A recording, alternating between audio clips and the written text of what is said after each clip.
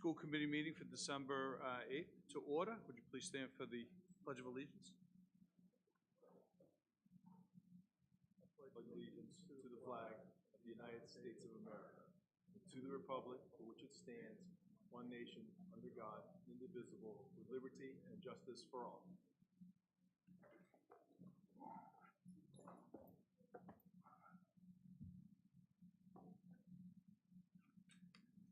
The mission statement of the Danvers Public Schools states that we are invested in creating a supportive environment where all learners thrive. This meeting is being broadcast on Danvers Community Access Television. Is there anyone in the audience recording? Seeing none, we are ready for items of interest to the superintendent, school committee, or community. Is there anyone here who would like to make public comment? Paul? Oh. Sorry, Julie.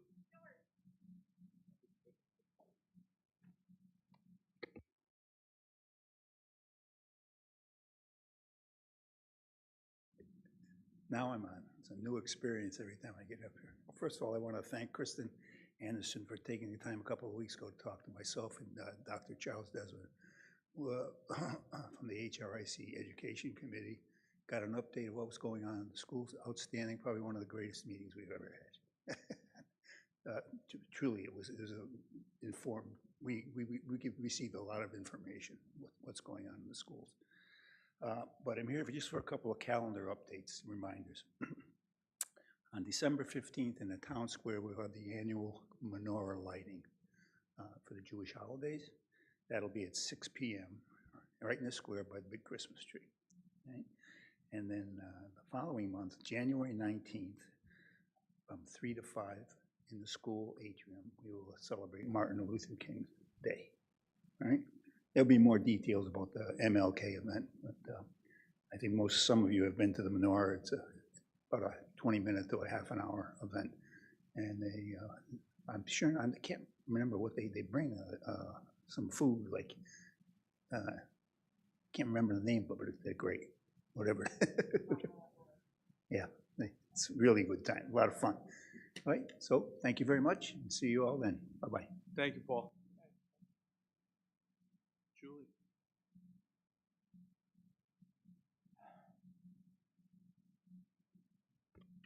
Hi, everyone. I'm Julie DeFilippo, and I'm here from the Danvers CPAC. Just wanted to give you a few updates on the work that we've been doing. In the coming weeks, we're going to be putting out our new calendar of events that will include all the trainings that the Federation for Children with Special Needs offers to caregivers, to educators, and people in the community about a range of topics from the IEP process all the way up through transition to age 22. It's a really, a great thing for us to take advantage of. It's free for any member of our district. Secondly, we are really excited about some collaborations we're doing with other CPACs. So we're collaborating with Peabody CPAC, the Gloucester CPAC, and a couple others to sort of figure out how can we all coordinate so we're not replicating many of the similar events we do, but also some unique events that we're going to have coming up. So we're really excited about that. And we continue our work with the Department of Student Services and our Apple team. We actually have our final action planning meeting this week. And we've identified radical belonging as a theme that we're all intentionally sort of working towards, and what that will look like in the future in our plan. And just finally, I saw that you have the FY27 budget on your agenda, and I just wanted to say that I hope that you put forth a budget for special education that continues to support the momentum that we've been really working hard, collaborating all together, and continue to see our programs within special education grow and really becoming very notable within our region, and the progress that we've made. So thank you. Thank you, Julie. Anybody else? Seeing none, we will move on to information from the superintendent, the student representative report. All right, hello everyone. So we have lots of reports from the high school today. First, we're going to start by talking about the open house that we had. That was a really big event for us. So it started with having everybody come into the auditorium, and there was some student speakers. And then there was also a little bit of the Hadestown performance. They did a little sneak peek of their musical. And then the community leaders, which is what I'm a part of, they did like self-guided tours. So there was events in the field house, which had like all the academics. And then in the Vi gym had all of the sports and all of the clubs. So parents could go in there, they could walk around. There was a ton of children there too, just walking around, checking out all the sports tables, which had a bunch of the student leaders at it, talking about it and giving information. And then parents or students could come and find the community leaders, and then we could give self-guided tours. This was really fun for the community leaders, and it was something different that we got to do after school that wasn't so much like structured, which it seemed more structured at the beginning, but then it kind of opened up to like, how do you want to lead it? How do you want to talk about it? And just how do you want to show off the high school in a really positive way? And then the next day, the 8th graders from the middle school came over and we gave tours. They did the same thing kind of the parents did, where they walked around in the Vi gym in the field house checking out those tables. And then there was community leaders who were assigned to groups, and we did tours around some of the DECA classrooms, robotic classrooms, the art wing, so lots of different things. Then we had Credit for Life happened, which we had one of the banking places come in to the high school, which was held in the Vi gym, or the field house, sorry. And it was for all the seniors. It's a graduation requirement, so all the seniors had to do it. And it's basically just like an eye-opening day of what is it like in the future for you, like after you graduate, buying a house, buying a car, paying rent, buying monthly expenses.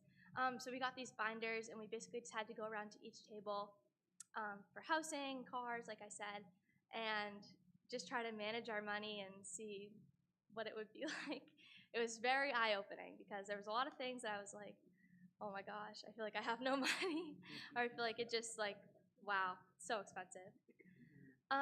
The football team, cheerleading, boys soccer, girls soccer, and cross country all made the state tournaments. And the girls cross country were division champions and ran in the prestigious Nike Invitational, which was in New York. So that team got to go down and run in that, which was super awesome. The marching band was Massachusetts runner-up in Division III, and we had our banquet last Wednesday. We had Mr. Strauss gave us a speech, and gave a speech to all of us, and gave us a banner that is in front of the area in front of the auditorium, and also gave us bag tags that have all of our names on it. We had the Beverly Holiday Parade a few weeks ago, and we also we have our winter concert coming up on the 17th for concert band. It's at, I think, 7:30, and we also have Winter Guard started up a few weeks ago, and we have a giant team of 16 members this year. Also, Hadestown happened a few weeks ago as well. We had a special appearance from Mr. Bauer. Yeah. Really? So next we had I'm the. sorry, I don't Oops, mean to interrupt. I just wanted to hold on Mr. Bauer and this performance. Any critique? I think you did amazing. I think you did amazing. Okay, thank you very much. I'm sorry. I only had 2 words, so that was tough. You were outstanding, sir. Well, Mr. Bauer was also at our pep rally and did 2 cartwheels on the cheerleading mats. So he became a cheerleader for a couple minutes there. That was great. So next was the senior citizen breakfast, which was last week. That was also led by the community leaders, and that was in the morning, which is so much fun. Like, I can't even express how much I enjoyed it. We did it last year at the end of the year, and it's basically, we have senior citizens, they come in and they eat breakfast with us, so we just sit at a table and we just talk to them for a little over an hour, and it was so nice just getting to meet with them. I actually met with Dave, and he's the crossing guard at the high school. And I didn't even recognize him at first, and then I started talking to him, and I was like, wait, I recognize you. So that was really fun to get to eat breakfast with them. And a bunch of students in the school also wrote holiday cards for the senior citizens, so that's such a nice thing as well. And then in the spring, we're also planning on having them come back to have a senior citizen prom. So that's going to be so much fun, and to play pickleball with the students. So we're trying to set those things up just to have different events to include them in our community always. Winter sports have now begun. Gymnastics just started up last week. I know a bunch of the other sports have been doing some scrimmages. I think girls basketball had a scrimmage this past weekend, I think. And then the DECA districts competition starts this week. So for the freshmen who do role plays, they'll be on Wednesday, and then everyone else is on Thursday. So good luck to everyone competing. Thanks. Appreciate it. Any questions? No questions, and we'll talk about it later, but the open house was outstanding. And the students, all of you who participated, it was just amazing. And the story that you all told about Danvers High School is fantastic. Through the chair, could I possibly give another shout out? Oh, absolutely. Well, outstanding report, and did a great job at open house. Awesome. But I'm very proud of our students and community for a lot of the food drives. Right before I was amazed when I went into the schools to see the quantity of food. And last Friday I was at Smith for the day, and Principal Powers had about 10 students carting out food to the van, and I was just amazed. But I saw that at all the schools, and it's just the spirit that it makes you feel really good. So thank you to all of our students and to staff for supporting those efforts. And I know the high school is in the midst of a drive right now, so supporting our food banks. Yep, awesome. Good luck, and thanks for all that. Next item is the National Merit Recognition. So if I could call up Principal Strauss to discuss the National Merit Scholarship recognition, as well as our wonderful senior, Claudia. Come on up.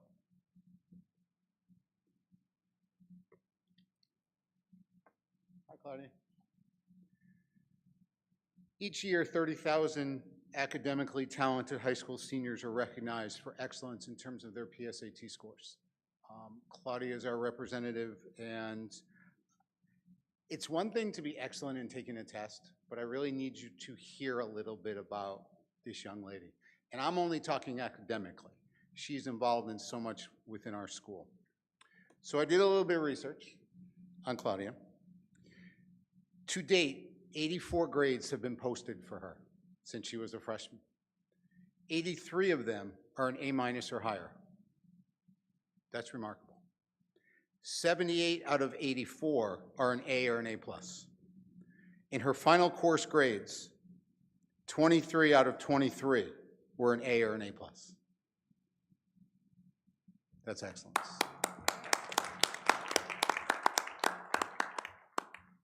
You are now in your 8th AP class, is that correct? There you go, 9 APs. So when we talk about open house, and we talk about excellence within what we're doing academically, this young lady is the epitome of excellence. So she is our award recipient for National Merit Certification from College Board and PSATs. So she deserved, for her work on PSATs as a sophomore, so she deserves a big round of applause and some pictures.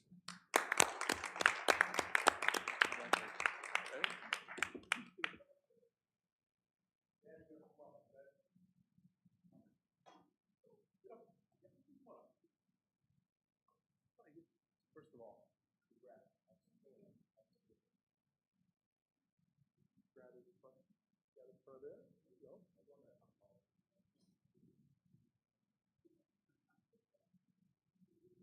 I don't know. Balance good? I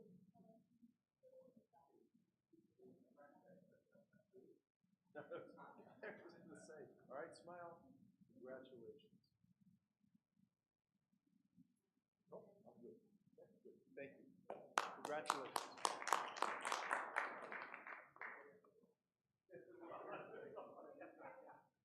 Very proud. Not even a little, always. Congratulations.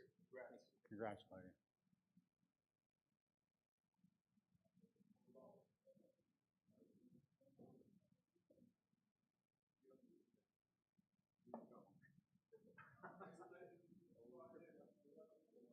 Next item is the Project 351 recognition. Great, if we could have Principal Colantoni come forward with Alia, and we'll have a discussion about Project 351 and what an outstanding opportunity.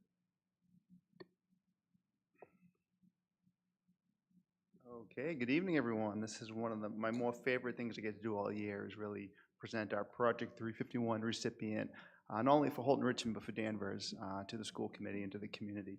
So first, a little bit about Project 351 for those who are not familiar. Back in 2011, it was founded, and it's really built on the beliefs of Dr. King's vision of the power of community, but particularly the first belief in the unlimited potential of young people. So across all 351 cities and towns in Massachusetts, each year an 8th grade ambassador is selected from our middle schools across the state, and Ala is gonna start a 5-year journey starting this year of meeting and collaborating with 8th graders all across the state. It'll start with a service day in January, where she'll meet up with students in the area and take a bus into Boston. And from there, her journey is on. She will come back to Danvers and collaborate with the school leadership and the community around a service project. But it's not just for this year. She'll join a network for the next 5 years, and she'll meet alumni dating back to 2011 and really be open to a network of ambassadors from long line of recipients. When we seek a 351 ambassador, we really look for students that embody the values of kindness, empathy, inclusion, and really just seeking to make a positive difference. And so Project 351 really asks schools to think about your quiet leaders in the school, the students who just show up every day and look to make an impact and just doing the little things right and making a difference in other people's lives. I've had the privilege to work with Ada the last 3 years. When I came on, she was a 6th grader coming in as well, and I have very fond memories of her and her friends coming into my main office every day to do morning announcements. She was the first cruise students I got to meet in the morning, and so we used to just hang out and talk a little bit before morning announcements, and I could tell then that Ala was going to be the type of student that we needed to help kind of get Holton Richmond back on a good path, and since then she hasn't let us down. I got some statements from teachers and classmates when we were seeking out nominations this year, so I'm just going to read a few words about Ala from her teachers. She has a sense of confidence and humility that is respected by her peers. She is a quiet leader in the classroom. She is inherently inclusive and supportive of her peers. And those were statements from her teachers dating back to 6th grade, 7th grade, and this year.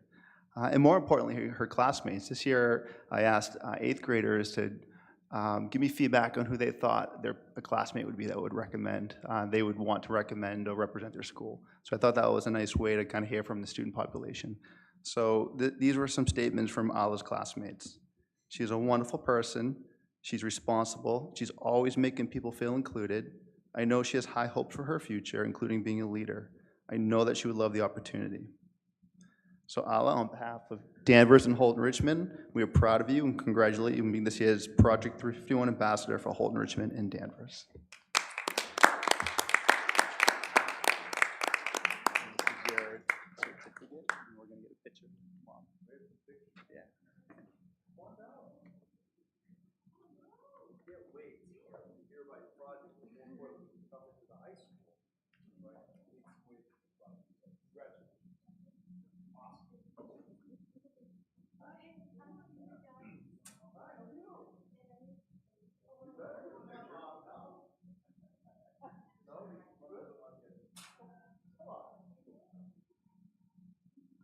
I'll take it with my phone too, so I can send it with you.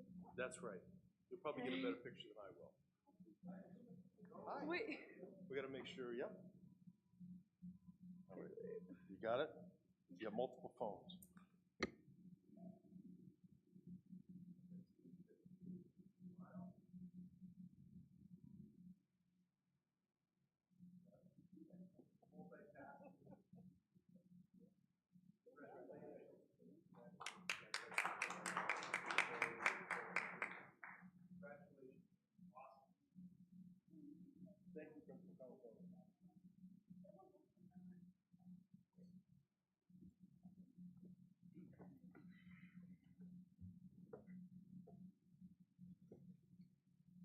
Next is our recap for the DHS open house. All right, Principal Strauss, come on down.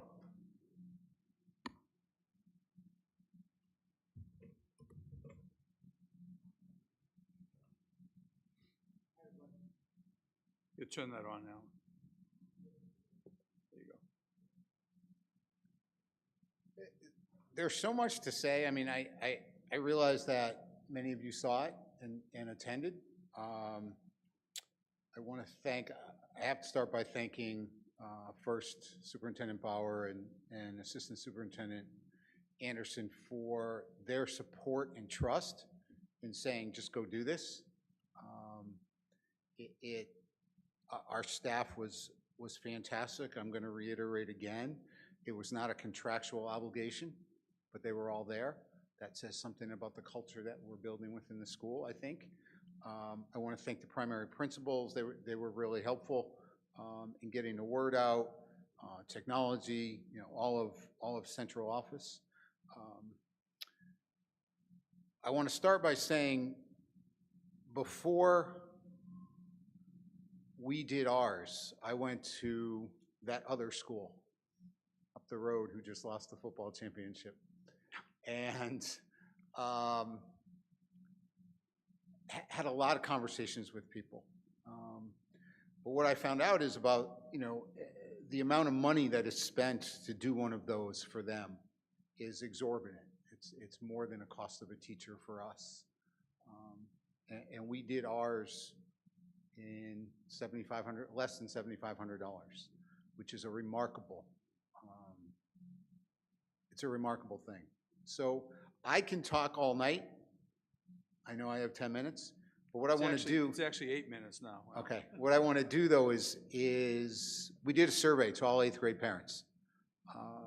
So I want to give you some of those results because I think that's more important than anything I would have to say. I will say Dan and I have received a total of 19 emails, confirmations from parents who said they're no longer interested in either prep or Essex Tech.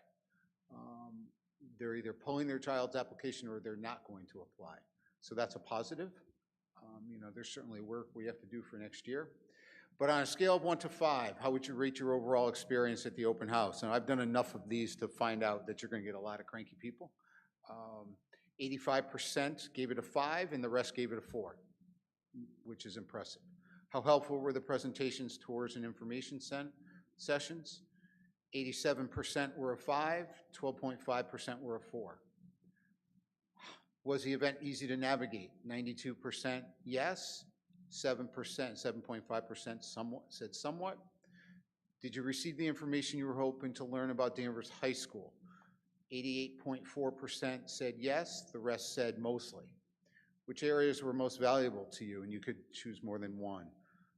80% said academic programs, 65% said athletics, 50% arts and music, 80% clubs and extracurriculars, 28% guidance and counseling, 75% college and career readiness, and 40% school culture and community. After attending the open house, how likely are you to consider or to enroll your child in Danvers High School? 78% gave it a 5, 18% gave it a 4, 1 person gave it a 3.1, and that's the one I want to find. It's the only one I'm concentrated on. Did the open house help you feel more connected to Danvers High School? 96.4% said yes. I want to read you 2 open-ended responses. I'm going to preface this by saying I'm a parent that has enrolled her children in schools in 6 different states, and I've taught in 4 states. Next fall, our rising 9th grader will be enrolling in our family's 21st school. Let me say my husband and I are impressed. We've toured top private schools in the areas, and they didn't have half the presentation that DHS did tonight. Across the board, every student we encountered took initiative, made eye contact, had stellar manners, and I was impressed with their polish and presentation skills. Aside from all that DHS has to offer, your student ambassadors were an enormous selling point for us too. We're so pleased to have this gem of a school in our adopted hometown.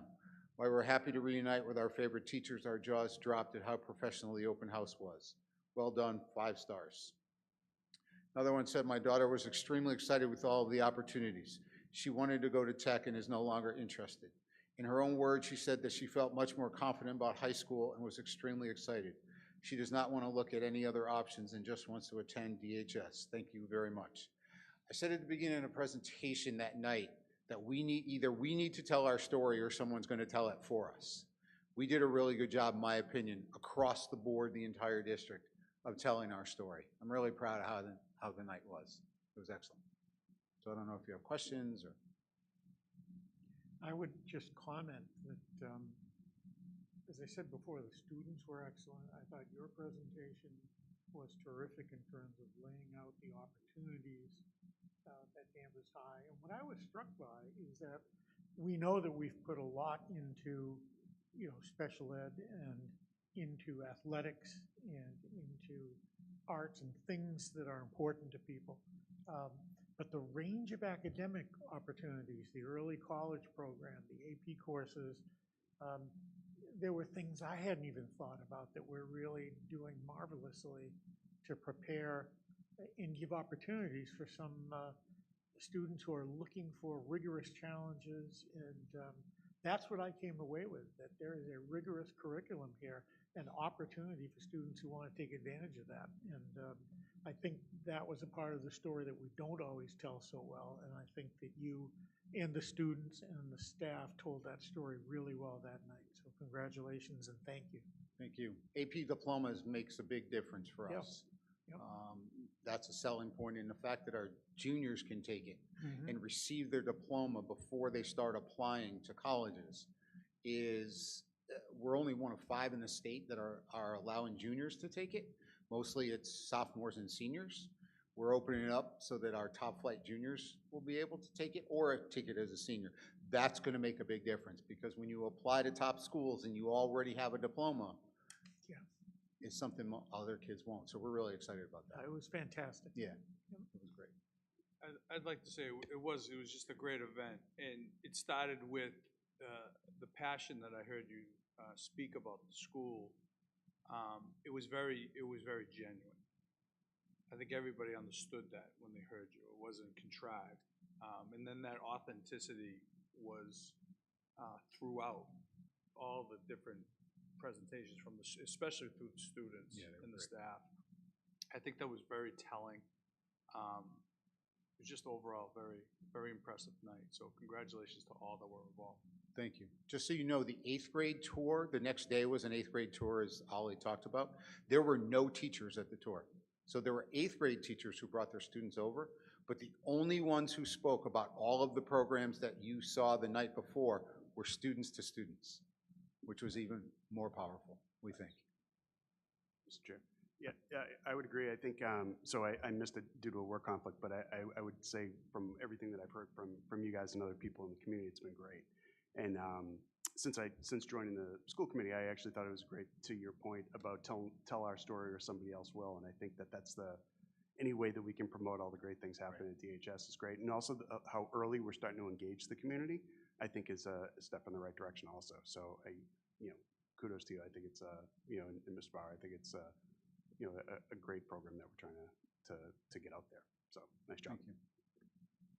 Yeah, I know myself and Eric traveled most of the way together, the two of us being alumni.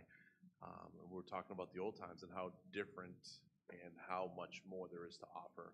I'm not going to say how long ago we were there, but technology has changed us a tad. But not just the differences, but the kids were excited. They were proud. They weren't just going through the motions. They wanted to let it be known how important their teachers are. Mentioning the tour, they mentioned them by name. They said how, they even went to the extent sometimes said, they seem a little weird at first, but they're really great. They were very genuine about how to navigate different people's personalities, as well as the different offers that they had and the different opportunities. So it was definitely a great thing to see. Thank you for all of your efforts on that. Absolutely. And kids did not get community service. They volunteered. That's fantastic. Which is pretty powerful. I have one quick question, maybe for Dan or Principal Strauss. Is this presentation, at least the presentation part, available on DCAT? It's a great question. So it was filmed in the auditorium. which we can post on DCAT. Okay, For next year, so we've already talked about what we're gonna do better for next year. We are going to have someone there filming the entire thing, okay. so that you can go through and talk, and we haven't figured out how we're gonna do it yet, but yes, we are gonna film it. But the auditorium piece was filmed. Good, I And would we will say put that that that should, because the auditorium piece, there was a lot of information on Correct. that. There's your presentation, there are the 7 students Dan's who and spoke, so Keith, yes, if we yeah. can get that up there even now, I think Yeah. that's a good thing. Through the chair. I just want to say a couple quick things where the impressive thing to me is that there's something for everybody. So when you went into the Vi gym, right, where all the clubs, all the students that gave their time, and they were all personable at the tables. They were just unbelievable for all the groups, of a huge cross section. And I say that with confidence. When I walked through there, I saw students, different interests, different opportunities. And I thought it was just great. So that was one thing. And secondly, just the feedback that I heard from parents walking around was just, you know, a lot of enthusiasm. And I had somebody talk to me who went to other open houses and said, felt there was so much being personable, standing up, shaking hands, making eye and talking. And really the students, as you said, they were coached a little bit, but they really were on their own. Right. And I think that was very impressive. So kudos to the staff as well for putting this together, and obviously your work as well, Principal Strauss. Thank you. Our work. One last thing. Since we have a fiduciary responsibility, we had this event on a Wednesday night. I noticed on the signs there was no year put on there. Are we gonna have this on a Thursday night next year so we save some cost of the new signs? So it's interesting. So there are 2 issues. Number one, we want to make sure the timing is right. We want to be the last one to have an open house. So that's why we picked the night we picked. We also picked it the night before Hadestown started. So the question is Hadestown willing or theater willing to move their shows to Friday, Saturday, and Sunday? I mainly asked so I know to throw my sign. up, Right. That's all. But No, thank you. don't throw it away But yet. thank you. We're looking at it. Speaking of signs, and Nate talked about it, if you get a chance to go into the auditorium, if you think athletic banners for state championships, that's what we did for band. And it made a difference for them to feel as if they were rewarded too. It was great watching their faces. Thank you. That's it. Thank you. DPS technology update is next. Great. We have Mr. James Sullivan is here tonight. And just to frame the presentation, we've been talking actually before this year in terms of our one-to-one programming, not only sustainability, but as we connect it to our strategic plan, you know, is our technology for our students what we really need to not only move our students forward, but prepare them for the future. So I have to give a lot of credit to Jim and his team. He's done a lot of work. So we're getting the word out as far as communication in terms of our review of the one-to-one. So without further ado, I'll turn this over to Mr. Sullivan. Thank you, Dr. Bauer. Good evening, everybody. Good to see you again. I think it's been about a year since I presented, so I've missed you. I'm glad to be back. Thank you. Here for a technology update tonight, but also to, like Dr. Bauer mentioned, to give an update on, we're looking at our one-to-one program for Chromebooks for the devices we give to students right now. So right now, district-wide, all students grades K through 12 are all assigned a Chromebook, for their learning needs throughout the day or throughout, the school year. And so we've been looking at, asking a lot of questions about, is this the right device? How are we using our devices? What is the best practice? And we're still continuing that process. But, today I wanted to give you a presentation with, some of the things that we're looking at, some of the questions that we're asking, and give you the opportunity to ask some questions as well. So a little bit of history. This is a screenshot here from an article actually back in 2015. So 10 years ago is when Danvers Public Schools started their one-to-one program, and that was actually here at the Holton Richmond Middle School. So this is a picture of the article. It was in the Herald Citizen, and the article, if you could go to the next slide, had a few different highlights. Talking about the program at the time. Some of which being, these laptops would be used, for students to do their homework, to create presentations, work with other students. One of the data points is, at this time, they had over 8,300 documents that were being worked on collaboratively and shared among the students, which was a huge jump at the time. And also, that at this point, then the direction was starting to look at the high school, and starting a one-to-one program there as well. And spoiler alert, that started about a year later. So thinking about that 8,300 mark about 10 years ago, Dan, if you go to the next slide, just a quick screenshot that I grabbed out of our Google console that we use, for all of our students to log in. On October 2nd alone, we had almost 4,000 documents created. So the data points, or the amount of data in usage has grown dramatically over the last 10 years, which is great. I mean, we're providing devices, they're being used, and they're clearly a tool for everybody to use, which is great. So part of that sort of begs the question is, what are our goals? What can we do next to continue that level of success? So now that we have this new strategic plan, the Portrait of a Learner, this is a great opportunity to really ask the questions and how we can align to the goal and the mission that we're moving forward with. So, thinking about the technology and framing the question that way is, what can we do, from a technology standpoint to ensure that we can help our students be, compassionate citizens, resilient problem solvers, effective communicators, skillful collaborators, and transformative thinkers. And the question is, is the Chromebook that we're providing our students doing that? Maybe it is, maybe it isn't, but it could also be different at the different grade levels as well. In thinking of how the devices are being used in terms of, the technology is a lot of times where, the students or really anybody, you're consuming the technology. So you're going to a website, you're reading the information, you're downloading it. But thinking about the strategic plan and where we want our students to go, how can we think about what technology will help our students to create, to be, critical thinkers, transformative thinkers, and problem solvers? There could be other devices that are out there to help with that as well. So currently, as I mentioned, our model, the way it's set up is every student is issued a Chromebook from the school.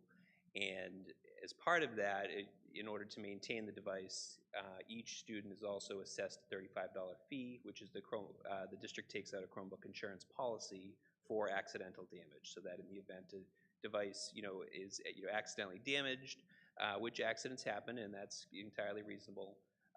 We have the ability through that insurance policy to get them replaced. So, talking about the model that we've had, we started at the middle school going one-to-one. We then moved to the high school where we went with the one-to-one program. And then when COVID hit, we brought then the elementary school essentially to the one-to-one program as well out of necessity, and that's sort of where we stayed. So now all of our students have, are issued a device. So, some of the questions, some of the conversations that we're starting to have now is, what are our requirements? So, what do we need to help our students, to be successful? And, does the Chromebook fit our need? Maybe it does, maybe it doesn't. Some of the more of the conversations we're having is, at certain grade levels, maybe that's not the right fit for some of the creative, activities and processes that we're trying to accomplish. And, depending on what device or what technology we want to use, we also need to figure out what the model would be, whether we will, right now we're in a model where we, the district, are paying and providing all of those devices, and then we collect them at the end of the year or the end of the 4 years, depending on where the student is. There are other options and there are other, ways and methods that districts use. Some of the districts around us also at the high school level will consider a lease-to-own program. So if we pick a device, whether it's a Chromebook or, I guess the other common device option could be Apple, whether it's, a computer or a tablet. There could be a lease-to-own model at the high school. The benefit of that is that a student gets used to using that, for 4 years. They're making payments towards it, and then whatever their post-secondary, options are, they can take that with them. They have a device that they know how to use. They know what they want to, what they can use with it, and they take it with them. It's theirs to keep. There's also, some districts also look at a, you know, a BYOD, a bring your own device, which there are, you know, there are some limitations, some questions about that, but, you know, that is another opportunity, you know, that we could look at that for different grade levels as well. Or, you know, the other option being, you know, is, you know, does the district provide devices? So those are the three most common models, and, you know, it's right now, even though our program looks the same, whether you're a kindergarten or a 12th grader, the learning doesn't look the same whether you're a kindergarten or a 12th grader. So it may not be that this is a one-size-fits-all program.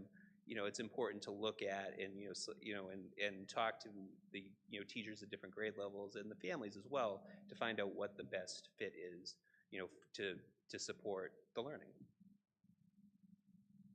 So the other piece of this, which I mentioned, you know, is, you know, how do we continue to support those devices? So right now, you know, as I mentioned, the district carries the insurance policy for accidental damage, but there could be other options, particularly if there's a lease-to-own option. Maybe there's a warranty that's built in, you know, that to get those devices repaired, or looking at, you know, maybe like a bring your own warranty, you know, type policy, but sometimes that can get a little complicated and it's on the family. So, you know, a lot of times, whatever we decide, you know, it's best to try to make it uniform, but, you know, uniform at those different grade levels as well. So that is just one of the other conversations that we're having to try to figure out, whatever we decide, what's the best way to support that as well.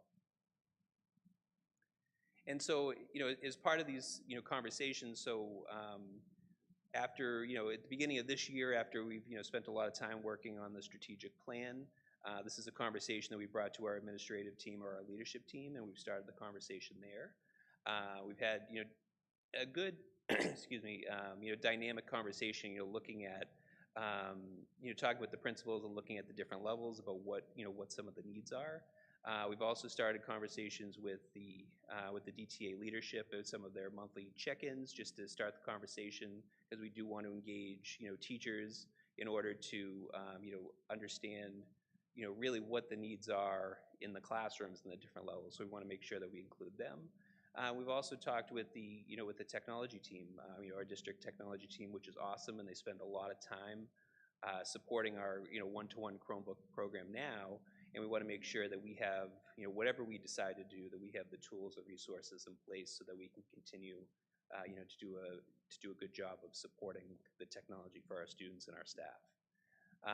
Some of the, you know, the next steps is part of that. So, you know, we're here tonight to, you know, to talk about the program here a little more publicly, but also, you know, some of the next steps is in the next couple weeks, hope to get surveys out to, you know, the community and to our staff, and then hopefully host some, you know, some listening groups so that, you know, those that, you know, we want to make sure that those who want to be heard can be heard, you know, if they have suggestions or, you know, even things that they've seen in other districts that work or don't work, or, you know, we want to make sure that we talk to as many people as we can so that we're, you know, we're really covering all of the ground. We don't want to miss anything on this, because I think that, you know, there's no question that, you know, the Chromebook has been a big part of the classroom, so that we want to make sure that whatever we do, we continue to support the classroom's needs.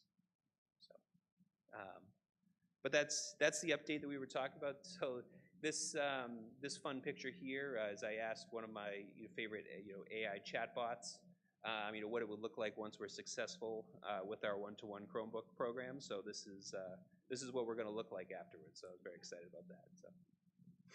Not paying for drones. That'll be, there'd be a capital warrant article. We go to that. Yeah. Anyone have any questions? Comments? I do, one quick one.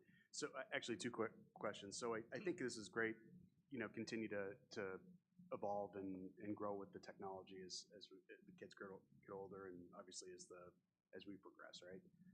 But going from a Chromebook to Apple will be significantly more expensive, right? Like those Chromebooks are pretty inexpensive. Well, it's not a dramatic price difference, actually. So the Chromebooks that we've purchased have typically been a higher-end Chromebook, so they're the convertible devices that have a touchscreen. So they're not the cheapest device, but they're perhaps not the most expensive device. So comparing them to the price point on like an iPad, for example, with an iPad with it would have to have a keyboard and trackpad to be compliant with, you know, state testing, but there's not a dramatic price difference actually there. Okay. There would be, there would be more of a difference perhaps between that and like if we were to look at like an Apple laptop, for example. But there's also more value, like there's a better return on value with those devices as well. If we have, if the students were to take it with them, you'd be able to, continue to use it for the next few years. But also, if they didn't, if it was turned in, we could, potentially trade them in for a dollar value for the next, year of students, things like that. So Okay. there is some business math of that. Okay. And I think you said it before, but if we decide, let's say we do K through 8 to be Chromebook, and then for the high school kids, we look at potential upgrade. Would that be a situation, we'd have to go with one, I think you said this, but I was writing it down, but you'd have to go with one or the other. You can't go, we couldn't have like some kids on Chromebooks and then some kids on iPads, or is that? Well, I think it would be easier in the classroom if there's a more consistent device. Right. So that is the benefit of having the Chromebooks right now. But I think we would have to sort of look at our options. So like in the case of a bring your own device, there are a lot of different devices that are coming in. Right. So it could work. But I think that's part of what we need to talk about and look at to make sure that whatever the model is, really works well for our classrooms. Okay.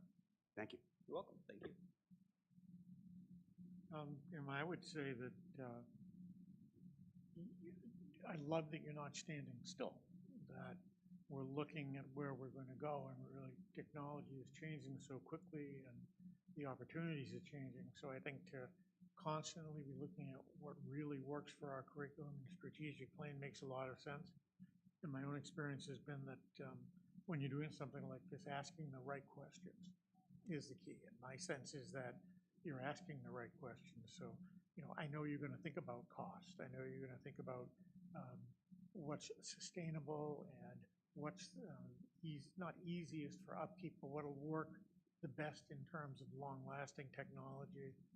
So my sense from the presentation is you're asking the right questions, and I think that's more than half the battle. So carry on. Thank you. Good. And I think Jim hit it on the head, ensuring that, in the classroom, what's most appropriate. Our teachers have spent a lot of time, with different applications and utilizing those to make sure whatever direction we go, that they have a big say in this in terms of how that would, match with what they need. So that'll be a lot of work, but I think we're definitely due for it. And from a financial standpoint as well, it's important, as with everything else, we always review, and our resources are always limited, so we want to make sure that we get the best product for our students, but there might be a change in thinking with this, but I think it's really incumbent to bring out those conversations so people understand the rationale. Nice job, Jim. Thanks. Thanks, everybody. Good to see you. Same. Financial report. All right, Ms. Crum is here in the house.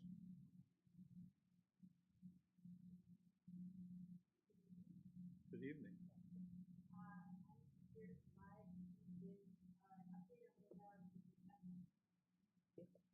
Here to provide you with an update on where things stand with the FY26 budget, the one that we're in right now.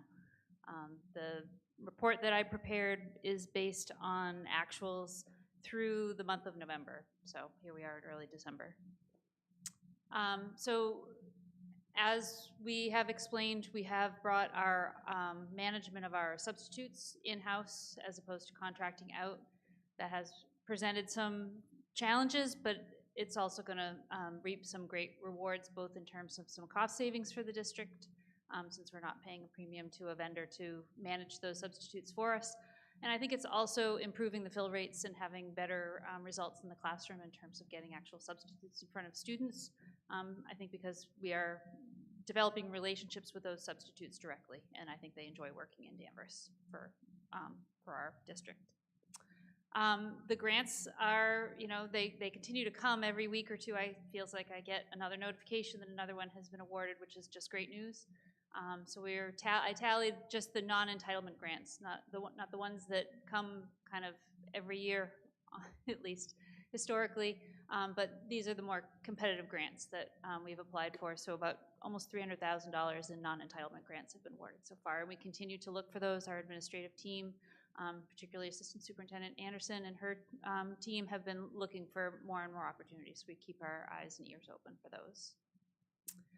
I'm nearly done with the process of developing the FY26 operating budget, which is just an exercise to make sure that the salary lines that are in the budget as presented align more with the way the hiring happened since the budget was established last March. So different staff they leave and we hire replacements, and depending on where those salary step and scale hit, we have lines that will rise and fall, and we strive to make things at least budget neutral and sometimes realize savings that could be used in other ways in the budget. So that is nearly done, but wasn't done quite in time to get it to you tonight, so stay tuned.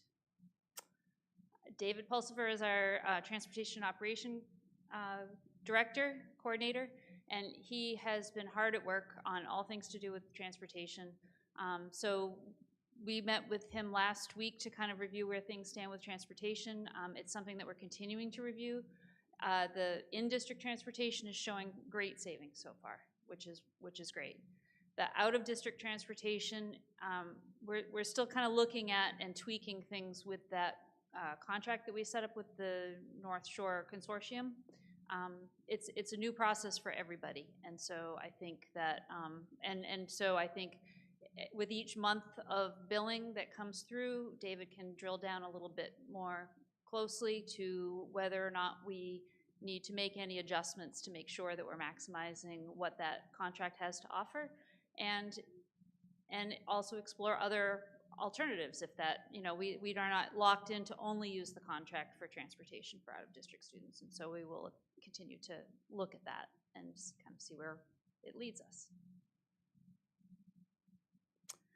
The out-of-district tuition line, we have some good news, and that is that we are seeing good results from the development of the programs that have been, the start of the building has happened, basically, but we're not all the way there yet with building those programs.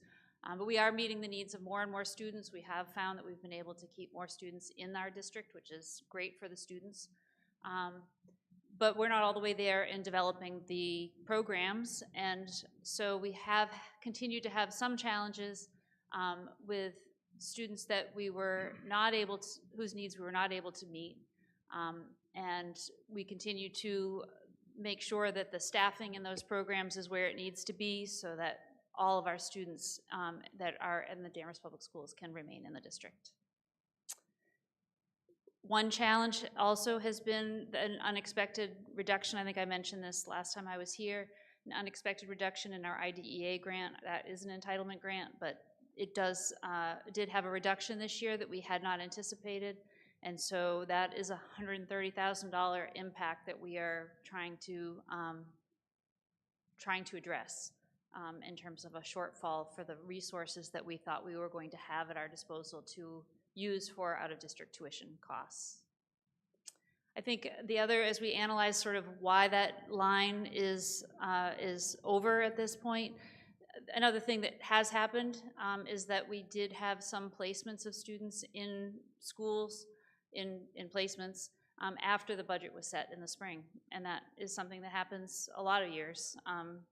There's a moment in time where we think we are planning for what we know is true, and then the landscape changes a little bit. And then we also had some students that moved in that required some additional placements. So I think that the plan is for the student services team to come and present maybe a little bit more detailed update next month about where things stand with that.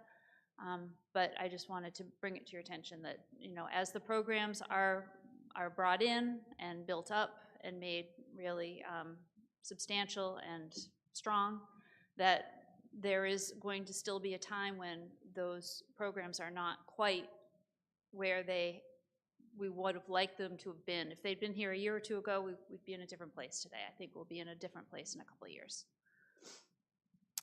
Another area in the budget that this was also going to sound familiar from last year, the IA positions based on student needs. That challenge continues due to the increased student needs and the building of these programs.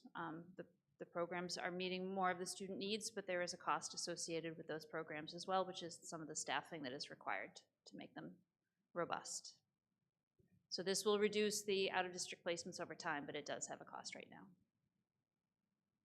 As we look at some of the solutions, we kind of have been taking a hard look at how we're gonna address some of these issues. And some of the things that we have discussed is the possible use of the stabilization fund that was established a few years ago. The town has generously, through free cash appropriations, put money into that stabilization account, and we have not yet accessed it. But under these circumstances, it may be time that we want to tap into that to help us with these costs. There's also the possibility that we may qualify for extraordinary relief, which is a circuit breaker program that is in place to apply in the spring, so in March. Typically, the circuit breaker process for reimbursement happens in July when the fiscal year is over, and that reimbursement money from the state comes in the following fiscal year. But extraordinary relief exists for situations where there is a more dramatic increase in your costs that are circuit breaker eligible, and if your current year's costs are forecast to exceed the previous year by 25% or more, then you can qualify for extraordinary relief, and that money will come in time to close out FY26. But we will not know the answer to that question definitively until March. And then, of course, there's always the hope that there'll be some savings in unused budget lines, maybe a position that has been unfilled, regrettably unfilled due to hiring challenges, but that can result in savings in a salary line that we can then reallocate toward covering this overage.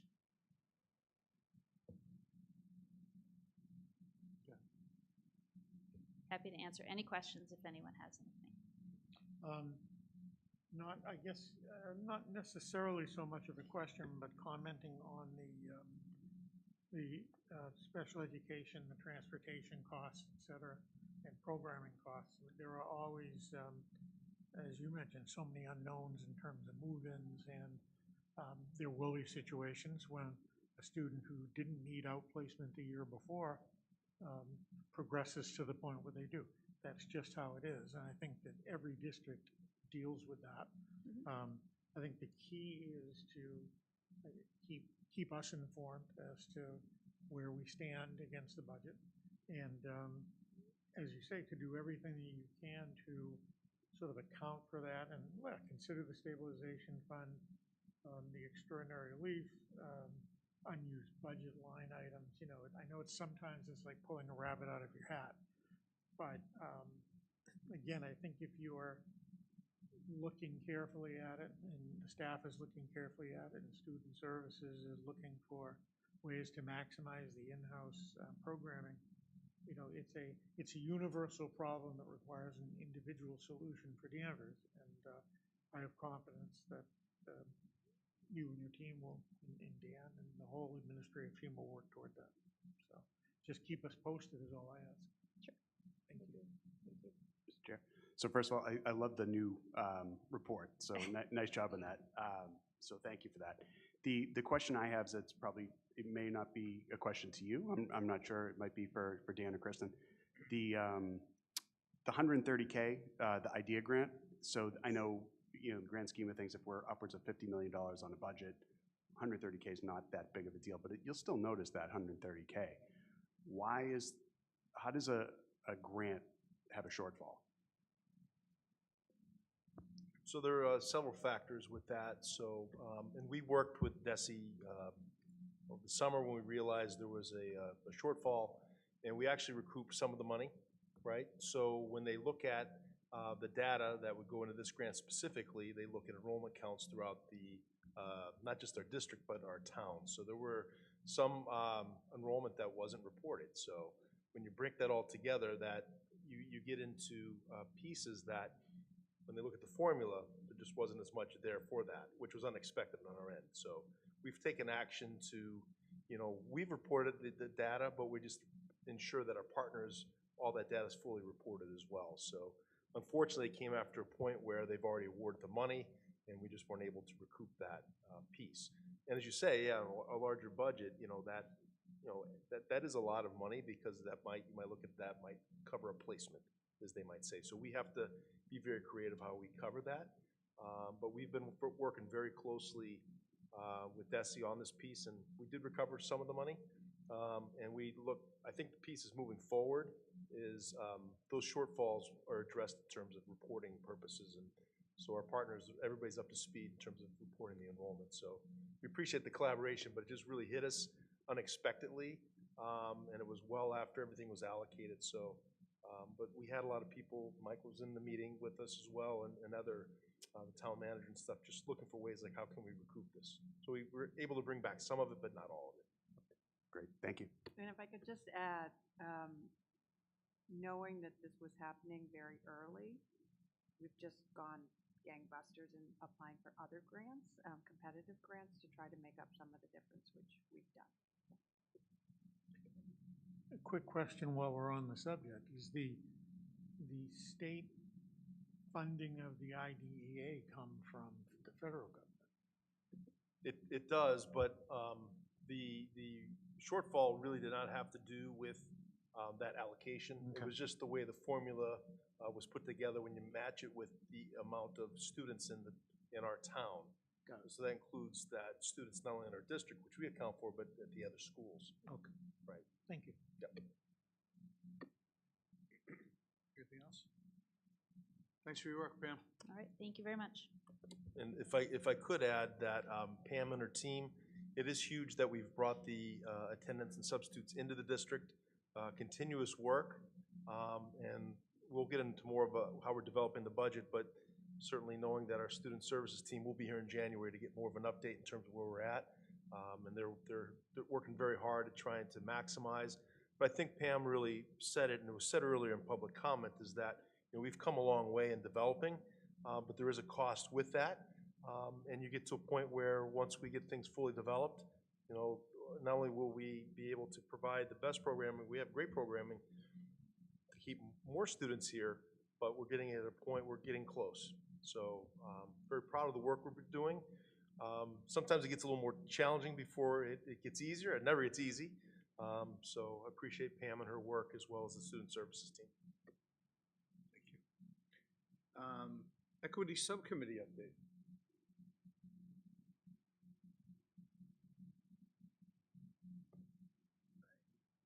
I am happy to present on this equity work. So I'm going to go pretty quickly through the slides because you've heard about most of the work under different guises, but just to bring it together under the idea of equity, that it really underpins everything that we do. So if you could just go to the next slide. So we're just talk a little bit about the history of equity work here and some curriculum updates, the sense of belonging teams. And then I really want to focus on the multi-tiered system of support as an equity piece that's really coming into place this year, and then Portrait of a Graduate. So the equity work here has been going on for a long time. And if you can even just go to the next slide, this is the underpinning of our current strategic plan, which is based on an equity strategic plan. So those 4 pillars all have pieces of equity in them. And my favorite quote about this is, since it was in place long before I arrived, if we see far, it's because we stand on the shoulders of giants. Meaning the folks that were here, I think you were probably part of that, made this happen, and we're really being able to put life into it now. So it's really part of everything that we do. Next slide, please. So just to give you a sense of what we mean by culturally relevant teaching, Geneva Gay is one of the founders of this movement, and she has 6 areas that are important we're looking for in all education.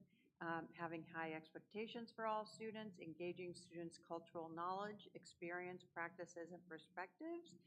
So we often talk about that as windows, doors, and sliding glass doors. So we should be able to see ourselves in a mirror, so ourself reflected in the curriculum. We should be able to have a window into other people's cultural background and experiences, and then sliding glass doors, we should be able to move between them and know how that's different. So that's a sort of big idea. It's why we read literature from different cultures, characters with different abilities, different religious practices, all of those, just to give kids that taste and that perspective. Her third area is bridging gaps between home and school practices. So again, seeing into other people's perspectives and their lives, seeking to educate the whole child. So it's not enough to teach reading, writing, arithmetic, as we used to call it, because the kid brings their whole self to the building. That means their feelings, their emotions, their perspective. And to get to reading and writing and arithmetic, you got to understand the whole kid and educate the whole kid. And then really coming from a strengths perspective, so where are each individual child's strengths, knowing them as individuals, and then building on those. And then lastly, just always coming back and reflecting on our practices, what's working and what's not working. Just because we've done something forever doesn't mean it's actually effective for our students. So that's kind of gives you a sense. This is what I'm not going to go through the whole list because you've heard about many of these. I'll just highlight a couple of really new ones. At the elementary level, just really into our second year of the positive behavior instructional support. So that's where we're super clear about our behavioral expectations for all kids. So that's having high expectations. Each elementary school has its own PBIS, we call it, system. And so kids get points for getting positive, and so you're building up a positive school culture. And then we do assessments. We go in and check out how are we doing with that. At the middle school, just pointing out that they're starting with a Best Buddies program, so I'm very excited about that. And also beginning a peer mentor program. So that is just starting. We just got a nice big grant for that. And that's to help train students at every grade level, probably about 5 to 10% of this class, to be conflict resolvers, so with their peers. So that's, we're really excited about that. And at the high school, we've continued with our community blocks, but there's a lot of affinity groups that meet during that time once a week. So we have Next Gen, Issues to Actions, Women of the World, affinity groups for LGBTQ, and so forth. So that's sort of some of the curriculum things with highlighting anything new. Any questions about curriculum before I move on? No. So this is really where I wanted to focus. Can you just go to the next slide and then come back to this slide?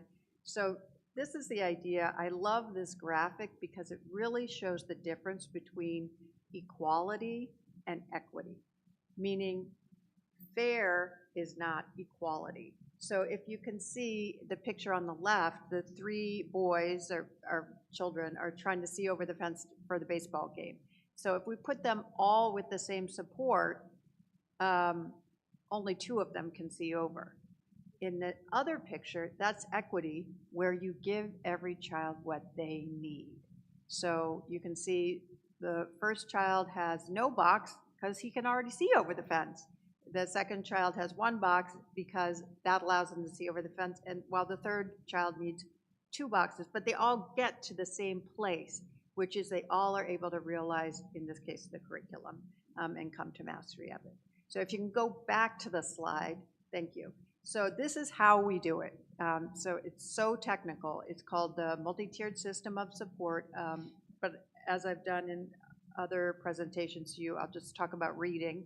But we have this system in reading, writing, developing it in math, developing it in social-emotional skills, which is we assess all students to see where they are, and then all kids get what we call Tier 1 instruction. That's in the classroom, high quality, aligned to the Massachusetts standards. We make sure that it's happening. We're doing spot checks to make sure that every student has access entry points and exit points for Tier 1 instruction. Then beyond that, we use our assessments that we do at the beginning, middle, and end of year to decide who needs a little bit more, who needs like a double dose. So Tier 2 intervention, it's usually done in small groups. It's usually done a couple times a week, but it sort of depends. Sometimes it can be done by the classroom teacher. Sometimes it's done by someone like a reading specialist. It depends what individual kids or groups are struggling with. Maybe reading fluency, that might be taught in a small group with elementary classroom teacher, or it might be taught by a reading specialist. Then Tier 3 is students who need intensive intervention, and the difference between Tier 2 and Tier 3 is really the size of the group. Usually Tier 3 is one kid by themselves with a specialist who's certified in that area. So that would almost always be done by a reading specialist or a special educator in the example that I'm using. So I just wanted you to understand that it's not a system of sort and select. We're not deciding, who's going to go to Harvard when they're a senior or something like that. It's just a system to figure out how we can give every kid exactly what they need. Does that make sense? Yeah. Yeah. Okay. And then the last slide, I think, is the portrait of a graduate. And just to let you know that in these 5 areas of competencies that have been decided on by the school committee and the advisory groups and so forth, what we're doing is developing sets of skills. So there's 5 I can statements under each of those 5 competencies. And so we're identifying experiences and assessments experiences that all students will have, and so that we make sure that all students, no matter where they are in our program, have those 25 skills by the time they graduate. And I'll show you an example. I was recently working on resilient problem solvers with a group, and obviously a lot of it's going to come through our math curriculum in problem solvers, but then I got to go to the Credit for Life, where the kids were, the seniors were given an amount of money based on their career, and then they had to house themselves, provide transportation, food, and that's like the greatest problem solvers ever. That's such a great assessment of that. So I just was so, and they were so happy doing it, and I wished my own children would go do it so they could figure that out. So, and then the last slide, I think, was just any questions about our equity work? It continues. Yeah. I'm good. Thank you for that update. Sure. No, I'm sorry. My comment/question, I guess, would be, to me, I think there's a misconception that when we talk about equity work, it's based on some characteristic of the student. So one group of students somehow gets advantage to the disadvantage of other students. What I'm hearing from this and what I understand from the presentation is that it's all based on student need. It's not based on any other characteristic of the students. It's what does each individual student need. And so within the small groups, within the Tier 2 and the Tier 3, you're going to get all sorts of students who are being benefited by those. And I think it's important because people get wrapped up in this misconception, I think, about what equity really means. Yeah. And it really is, if you look at that slide, the difference between equality and equity is that by focusing on the equity, you are really giving everybody the same opportunity to get the best out of what their own abilities will allow them to achieve. And it's can't be against that, Yeah. I'm glad you brought that point up because often misnomer is that folks feel like kids who are at the top are often left out of something like this. But actually, we want to see at least a year of growth for every student. So if you come into, let's say, 5th grade, and you're already mastered all of those skills, we still want you to make a year's progress. So what can we do? What's that Tier 2 instruction? What's that extra little bit that we're going to give you to have you have that year's worth of growth? And the sort of research that I always rely on for that is it's called twice exceptional children, meaning students who are talented academically and they have some kind of disability. Those students, research has shown that they need to be challenged at least 60 minutes a day at their appropriate level. So if they're reading up here at an 8th grade level and then they're in 2nd grade, we want to make sure they're spending at least an hour a day reading at an 8th grade level to keep them challenged and engaged. Yeah, so I'm glad you brought that up. Thank you. Unfinished business. Okay, so just bringing back the policies that were recommended for adjustment through our bullying and harassment audit. As we know, revisions to existing policies, and these were provided to us that we went through a first reading last month. So I'm just bringing forward the 4 policies for a second vote to finalize.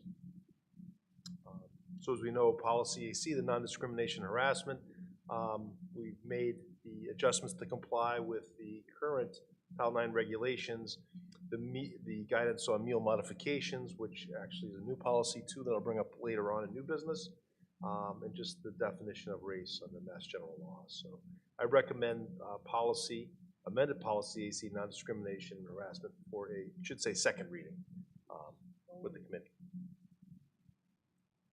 Second. Any discussion, any questions? Seeing none, all those in favor, say aye. Aye. All opposed? The second, for second reading, is the policy ACE, which basically extends the appendice to the civil rights policy. Grievance procedures, Title IX grievance procedures, and updated bullying prevention plan. So I'm recommending this policy ACE for second reading. So moved. Seconded. Any questions, comments? Seeing none, all those in favor, please say aye. Aye. Opposed? Our bullying and prevention policy, JICFB, just looking through that's been updated so that it matches Mass General Law, and also it gets into a more robust bullying prevention and intervention plan, and really provides more accountability as mentioned in the first meeting. So the recommendation is the amended bullying policy, JICFB, for a second reading. So moved. Seconded. Any questions, discussion? Seeing none, all those in favor, please say aye. Aye. Opposed? And last but certainly not least, the actual bullying prevention and intervention plan, JICFB-R. So it's more comprehensive, certainly aligns fully with statutory and regulatory requirements, in much more detail with our responsibilities and accountabilities mentioned before. So I recommend the amended bullying prevention and intervention plan, JICFB-R, for a second reading and vote. So moved. Second. Any discussion or questions? Seeing none, all those in favor, please say aye. Aye. Opposed? New business. All right, thank you very much. New business, I wanted to run through the school year 27 budget process, just go through what we're doing on our end, so what you can expect in the next couple of months. So obviously I'll talk about the timeline, how we develop our budget, the workshop that's coming up on January 26th, which is a separate school committee meeting open to the public. We'll have budget subcommittee meetings, and then wrapping up with the school committee budget hearing. So it really gives us a nice month to go through the workshop, any adjustments that we need to make on our end, and bring it back to the school committee for approval in the budget hearing. So this is the timeline right now. We're obviously in the middle of developing our budget, receiving input from our teachers and staff, and we're working for further refinement to set up for the budget workshop. And then we go through the whole piece where we get to the workshop at the end of January, the budget hearing at the end of February. Once that's final and we send forth the agreed upon budget to the select board, March we'll have a public hearing. In April it goes on to FinCom if approved, and then the annual town meeting in May. Then we start the new fiscal year. Obviously that is a data point that needs to be changed. and we start July 1. So the timeline, just so you know, we've already met with our administrative team, our central cabinet. Again, all the data is now out in the buildings with our directors. They're refining, they're asking their stakeholders, they're bringing that information back to Pam Crum, and then we'll be setting up individual meetings with Pam and myself to review the budgets in early January. We've already started scheduling those meetings. We've already sent out the slide templates so they can start working on the slide templates. We'll have a meeting with the town early January as well, just as they finalize their goals through the select board. And then we'll have our AC meeting, which is a leadership meeting, I believe it's January 20th, to do a dry run on the workshop, so our prep is there and the slides are in a good place. And again, we'll meet probably twice with the town, I'm sure, with preliminary budget discussions, just to give an idea where they're at, where we're at, and then come into the budget workshop. And the goal is like it's been the last 2 years, is so that we do presentations, we break, that way you have questions, feedback, which is hugely helpful for us. And then we'll follow up with a subcommittee meeting after that, the next day, just to really dive in deeper. Then we'll come back on our end to make adjustments as needed, and then another subcommittee meeting, and then get to the budget hearing at the end of February. By that point, the budget book will be completed for the school committee prior to the budget hearing, and then we get into March with the select board and so forth. I know it's a little repetitive, but it's a good timeline. And one of the things that's important with the budget development is really setting the targets. So, you know, I think, and it was said earlier in public comment too, it's important that we sustain the progress that we've made in special education and other essential programs. But I think it's also important that we talk about, you know, pushing academic excellence and innovation across the district, because they do go hand in hand. And we can't lose sight of that as we're building our programs across the board. So that's what we're looking for, and we're working with our stakeholders, collaborating with the town. If you look at last year's goal, that was the select board. It's very simple, you know, resources to continue making progress in areas such as special education. Top set target, we're looking to really expand that and keep pushing the envelope, not only with student services, but academic excellence. And the word level service is in there, and you know, that has a lot of different meanings, but we know level service is not level funded. But we haven't really landed on that yet, but we're hoping to be able to be beyond level service if possible, to ensure that our programs are funded as they should be. But also knowing the balance that we have with all of our resources and working within the town. You know, so the process really is looking at the need, review current resources, which we're doing. I think a huge piece of that is looking at our budget lines, certainly things that were not expended, things that maybe we can shift, and really ensuring that our personnel count is accurate. That's where we ask for non-salary asks from our departments and from the schools, and the salary requests as needed. And then we'll continue to refine and review and prioritize. Our central cabinet will have a priority meeting next week to really dive in deep in our major departments to talk about where we're at. So we really want to align this when we bring our principals in and the schools, so it's all balanced, so realistic in our asks. But more importantly, we look everywhere we can to make sure that we're utilizing our resources properly. All right, so again, this is repetitive, but I think the piece with the individual meetings, the last part down with Pam and myself is just really go through the request, we work special education and the equity priorities, but really cross-check the personnel and also look at the enrollment trends, just to ensure that we're where we're at in terms of supporting and really kind of looking down the road as well. One thing that we're doing, and we did it with our pre-K the last 2 years, is we're looking at our fees. Again, it's just an exercise to ensure that, you know, the fees that we're charging for areas such as transportation, athletics, the Chromebook insurance, they're equitable and really match the level of services we're providing. And just like the pre-K review that we did 2 years ago, we found, you know, there's been a long time since some of the fees were reviewed. Again, knowing that, you know, we want to compare what's happening in surrounding districts and really what is the cost of services, so that way we can make sure that we're looking at all resources. And I think that's really important. I know transportation and athletics, I know those certainly can be hot buttons, and we are very careful to know that we want to, ensure that we have lots of participation. We also know that, things are tight for everybody, so if there are any changes in the fees, that we're very careful with this, not to cut down and limit participation, but to ensure that we can continue running our rich programs. I think that's really the key. And the collection of fees too, just really ensure that the processes for collecting are solid. I know that we don't balance the budget on those areas, but it certainly should be applicable to where we're at. If fees weren't reviewed since 2012, it's definitely time to do that. So that'll be upcoming, and we'll sprinkle this throughout. And I think the goal with the budget workshop is really critical.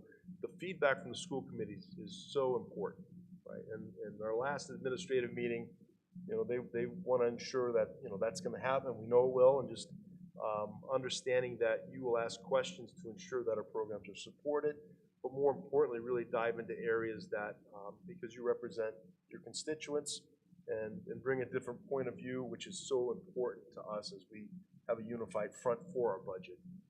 So again, the presentations we'll do an overall part, and then each school department will come up and present their piece, and then you'll have an opportunity to ask questions and provide feedback, which I think is so important.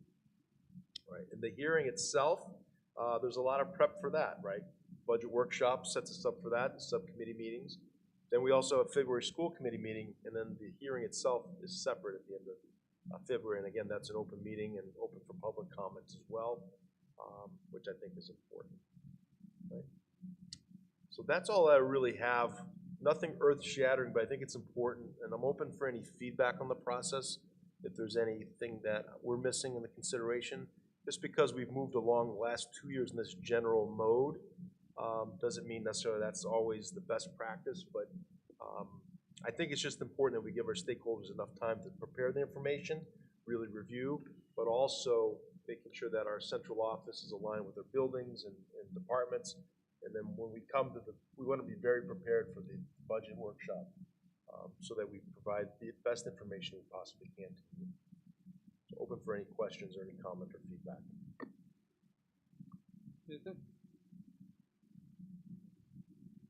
I think you're going to bring it to your advisory committee? Actually, yes. Yes, we'll bring it to the advisory, and certainly open to other dialogues throughout the community. That's helpful as well. We've asked the principals to reach out to the site councils, and they've been talking about the needs as well. And I know Kristen will be sitting in with all the levels, because the curriculum as we do it really cuts across the levels to ensure that we're pushing student achievement and any adjustments we make to the curriculum, which is ongoing. Thank you. I see that we have a couple policies to address. Yes. Yep. So there are 3 policies tonight, recommendations for first readings, and these are all based upon the Massachusetts Association of School Committees and the Association of School Superintendents, as well as our review of policies. There are 3 very simple ones. The first one would be EFBA, which is School Food Nutrition, which was touched upon when we did our bullying harassment in the audit. Number 2, the school committee norms and beliefs, actually for removal of that because there's redundancy, and we talked about that in our retreat earlier. And then number 3, the recommendation for first reading on ECAB, which is access to buildings and grounds. It's a new policy. We do not have this, but it's just to add another layer of safety and security. So for the first policy, for first reading, through a coordinated review, this was recommended to us through the Association of School Committees and the school superintendents. This is a new policy, and this is EFBA, which states that any meal modification should be at no extra charge for students with disabilities or special dietary reasons that restrict the student's diet on a case-by-case. And this is a very strong requirement, which actually matches through the bullying and harassment audit. And this information obviously would be included in all the student handbooks as well, so parents have an understanding and access to this knowledge for this federal requirement. So I'm requesting a first read for policy EFBA, school food and nutrition meal modifications. So move for first reading. Second. Any questions or discussion? Seeing none, all those in favor, please say aye. Aye. Opposed? Okay, the second policy issue is actually a first read for removal, if I'm stating this correctly, for policy BDA-E, which is School Committee Norms and Beliefs. We talked a lot about this at our school committee retreat in August. It's recommended and supported by the association. We reached out to our rep as well. And really the purpose for this recommendation is that there is a lot of redundancy already in our school committee policies in terms of governance by school committee. And the recommendation is that we already have operating protocols, which I've sent you a copy in your folder. And really it's a redundancy, and the norms that this policy should be something that is a fluid document as school committees change. There may be different protocols and such that may be adjusted, but we already have those listed. So it's just the redundancy, and that's the reason for removal. So moved. Seconded. Any questions or discussion? The only question I have is this because the one that we created 2 years ago, that's our more updated policy and norms, right? Exactly. Okay. So, yeah, and that's what, you know, if you were to go on to that hyperlink that's also in your folder, Yep. you would see that there's sections about role, conduct, town collaboration, agendas, decision-making, communication, all those things that are norms and beliefs.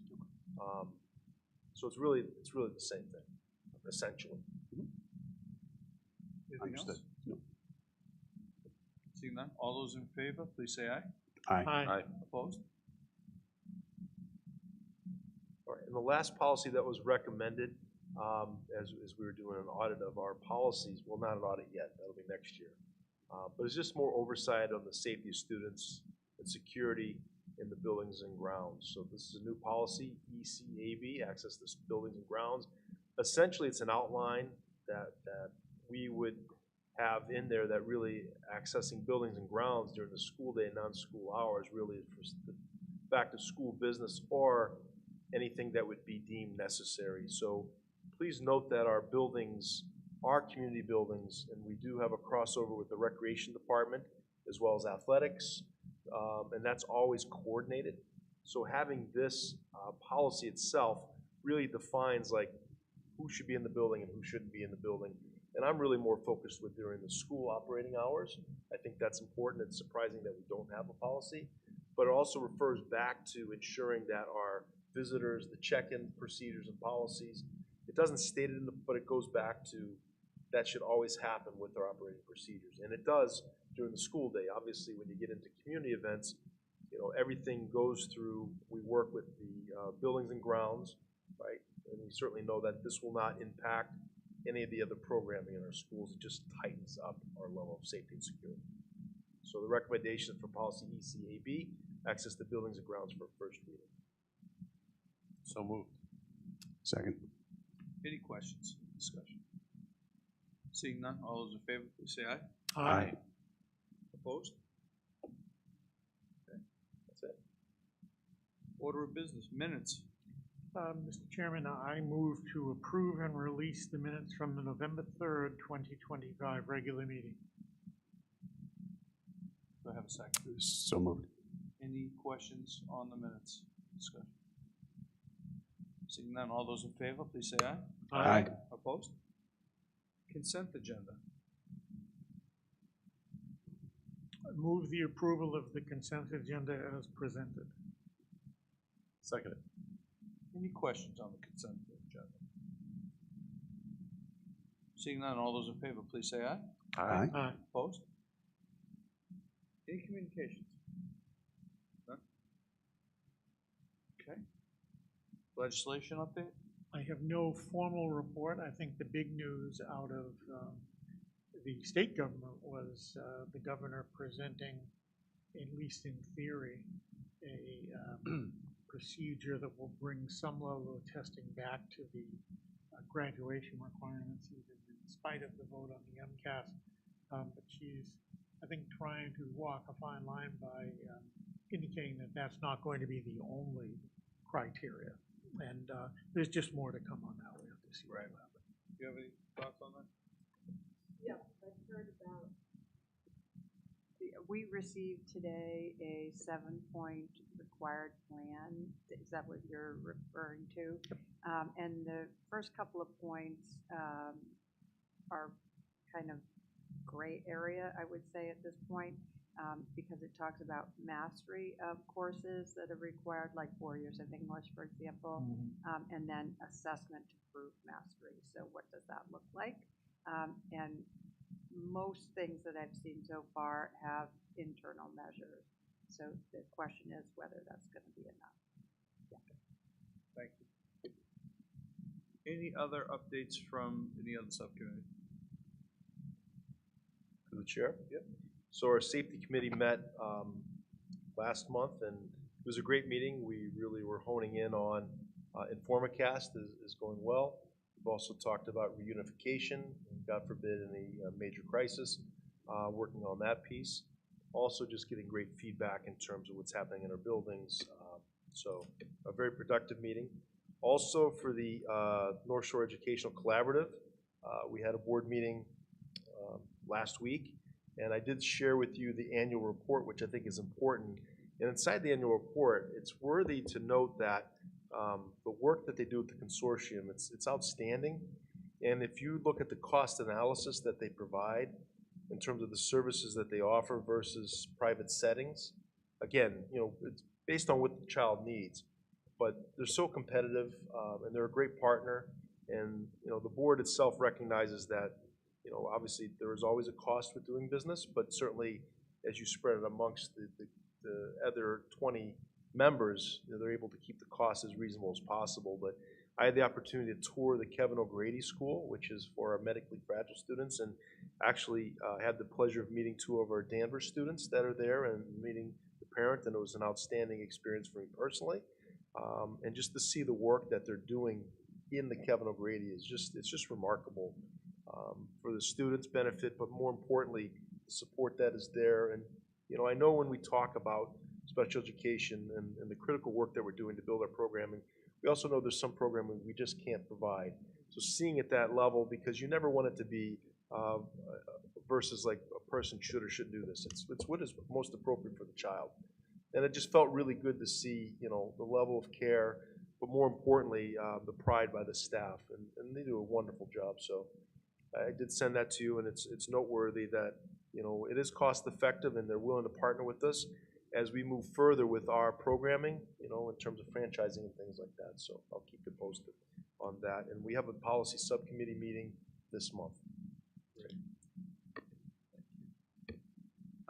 I believe our next meeting, did you have something? Yeah, I just wanted to share real quick. I probably could have done it earlier, but I figured the end was a great time that I attended the MASC-MASS joint conference for the Mass Association of School Committees and School Superintendents. And Dr. Bauer and I were able to connect with many superintendents, many school committee members from around the state, and have workshops on AI, transportation, special education.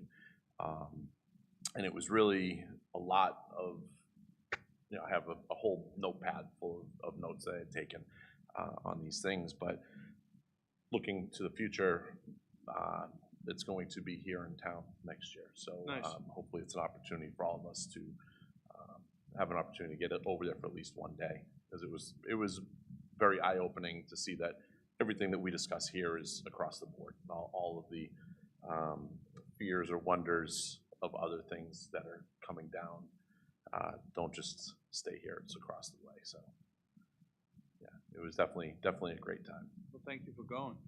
I thought I heard through somebody that we actually took the karaoke contest. I was disqualified. I was told I was not allowed to participate. Can I add one thing, Chair? We did have the opportunity to hear the commissioner speak. It was outstanding in really looking at his goals, which talks about closing the achievement gap, which we've talked about, but also extending, you know, creating that school to workforce and preparation. And, you know, we want to know if he will come to Danvers and visit, so we'll keep you posted. Hopefully we can get him to come to Danvers and visit to learn about what we're doing, and certainly see how he can help support our mission. I'll stay tuned for that. I'm fine. Just apparently, we were having some sound problems earlier with DCAT, and Dee Droko from the Selectmen called DCAT and got it straightened out, so I guess they fixed the sound issues. Our next meeting is on Monday, January 12th, so we'll see you in the new year. I would like to take this opportunity to wish all the members of our community a happy and safe and joyous holiday season. We appreciate you paying attention to what happens in our little world here, and you know, hopefully everybody enjoys spending time with friends and family. With that, I would entertain. Thank you. I would entertain a motion to adjourn. Motion to adjourn. Seconded. All those in favor, please say aye. Aye. Good night, Danvers.